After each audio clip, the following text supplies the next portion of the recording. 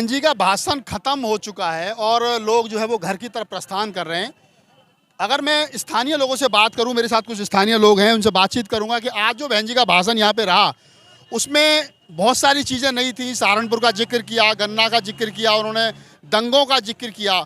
एक तरीके से जो लोकल मुद्दे थे उनको उठाने की बहन जी ने कोशिश की।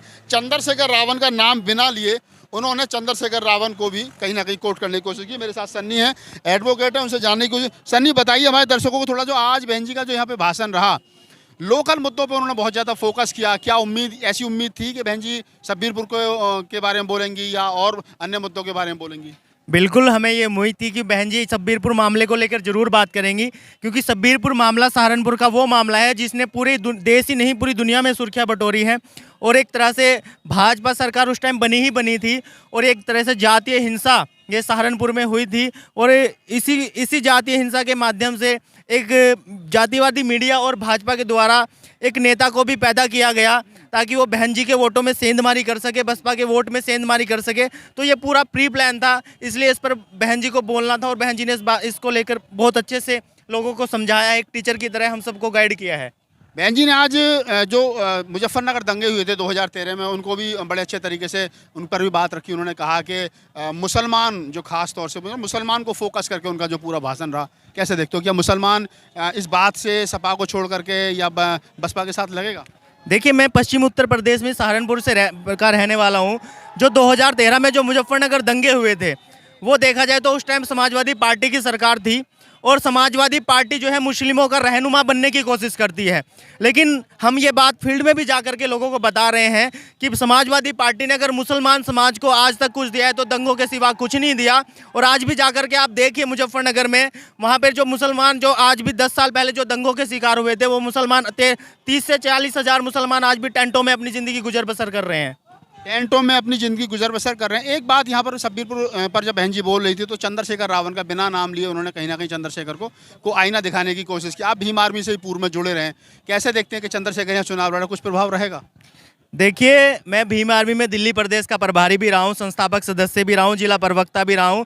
और ऐसा नहीं है कि भीम आर्मी को हम सब युवा साथी, यहाँ पर अविनाशी जी खड़े हैं, मंगल भाई खड़े हैं, संस्थापक सदस्य रहे हैं बृजमोहन कटारिया जी, हम सब साथी, युवा साथी आप देख सकते हैं यहाँ पे कि हम सभी ने भीम आर्मी में जोर खरोश के साथ काम किया। लेकिन हमें ये उम्मीद नहीं थी कि चंद्रशेखर पार्टी बना करके बसपा के वोट में बिखराव करने का काम करेगा। लेकिन आज की डेट में उसका चंद्रशेखर रावण का असली चेहरा हम सब युवाओं के सामने आ चुका है। एक तरह से जो बहन जी शुरू से ही कोट करती रही है चंद्रशेखर के बारे में कि वो दलाल है, एजेंट है, इस तरह की जो बातें चंद्रशेखर के बारे में बहन जी हमेशा हम लोगों को आगाह करती रही हैं, आज उसका वो चेहरा खुल के सामने आ गया है कि चंद्रशेखर रावण सिर्फ बसपा के वोट बैंक को कमज़ोर करने के लिए पैदा किया गया मीडिया के द्वारा, भाजपा के द्वारा। वरना उसकी मैं यहाँ सहारनपुर ही नहीं, पूरे उत्तर प्रदेश में, पूरे देश में उसका चेहरा सामने आ चुका है और राजनीतिक रूप से उसकी पोल खुलनी शुरू हो गई है। अच्छा, एक बात बताइए, जो चंद्रशेखर यहाँ लोकल चुनाव लड़ रहे हैं, विधानसभाओं पे भी उनके प्रत्याशी खड़े हैं, कितना वोट काटेंगे बसपा? इस बात पे मैं कहना चाहता हूँ कि चंद्रशेखर के हर एक उम्मीदवार की, सिर्फ सहारनपुर ही नहीं पूरे उत्तर प्रदेश में, एक तो होती है जमानत जब्त होना, जमानत जब्त होने से भी निचली कैटेगरी के वोट उसके उम्मीदवारों को मिलने जा रहे हैं। नोटा से भी नीचे वोट चंद्रशेखर के कैंडिडेटों को मिलने जा रहे हैं। तो आप सन्नी थे, एडवोकेट ने बहुत अच्छे तरीके से उन्होंने बताया। मेरे साथ कुछ और साथी, क्या नाम है आपका? मेरा नाम अविनाशी है, मैं सहारनपुर देहात विधानसभा से हूँ।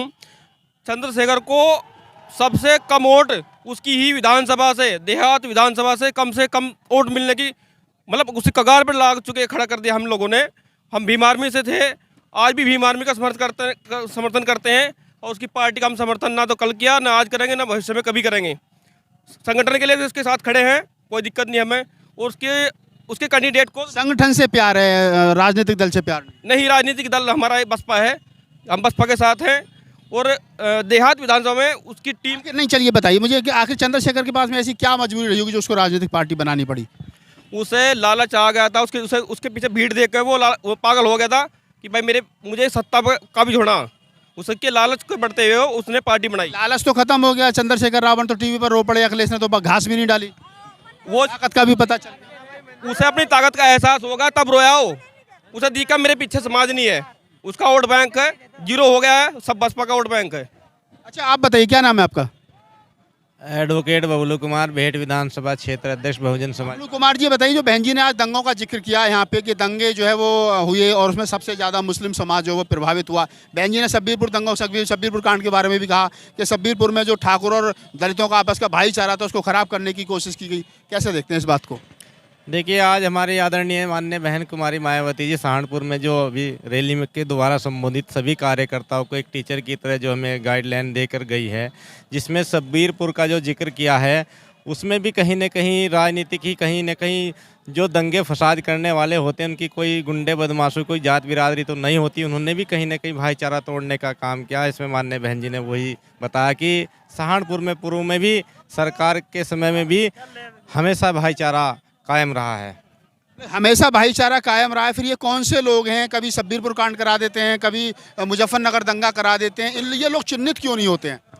देखिए, सरकार जो है, जब माननीय बहन जी की सरकार में जिस समय आपने देखी भी है 2007 से लेकर 12 भी और उससे पहले भी, जिस समय बहन जी की सरकार होती है तो उस समय तो किसी की मजाल नहीं है किसी भी गुंडे बदमाश की कि पूरे जब सरकार में बहन जी शपथ ग्रहण लेती है तो या तो गुंडे जेल में होते हैं।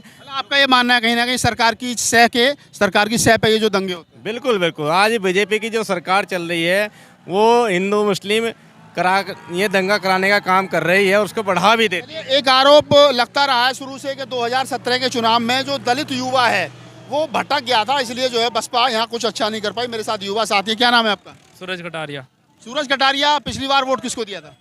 जिंदगी में बसपा को ही दिया। फिर ये कौन से लोग थे जो उनको ये कहा जाता है कि कुछ युवा हमारा 18 से 25 साल का बहक गया था, वो 15 लाख के लालच में, मंदिर के चक्कर में, हिंदुत्व के चक्कर में बीजेपी को चला गया? उनका कोई कुछ नहीं पता जी वो कौन है, कहाँ गया है, उनका कोई ईमान धर्म नहीं है। जो पक्का है ना वो तो बसपा का है, जिसने उनका शासनकाल देखा, शासनकाल उनके काम को जाने, उनके बारे में पता, उनके जीवन के बारे में पता, उन्होंने हमारे लिए कितनी मेहनत करी। हम तो पैदा ही उनके शासनकाल में हुए, तब जाकर यहाँ खड़े भी हैं। अगर उस टाइम भी उनका शासनकाल ना होता तो शायद आज हम यहाँ खड़े भी नहीं हुए थे। अच्छा, रावण यहाँ रावण की लोकल ये क्षेत्र रहा है, कर्मभूमि चंद्रशेखर रावण की रही है। आप युवा हैं, कहा जा रहा है कि युवा बहुत ज़्यादा मतलब उत्साहित है चंद्रशेखर रावण से। मतलब आपका वो क्या दिखता है चंद्रशेखर रावण? रावण का क्या है, संगठन है। अभी फोन करे ना संगठन के पर्पज है तो अभी जाए सब, पर पार्टी नहीं। पार्टी तो जिंदगी में बसपा थी और बसपा ही रहेगी। आगे कोई भी इनके बहन जी के बाद भी कोई ना कोई संभाल लेगा, ऐसा नहीं है। उनका तो हो गया, अभी भी जो उनका टाइम है तब भी बसपा में ही रहेंगे, तब भी बसपा में ही।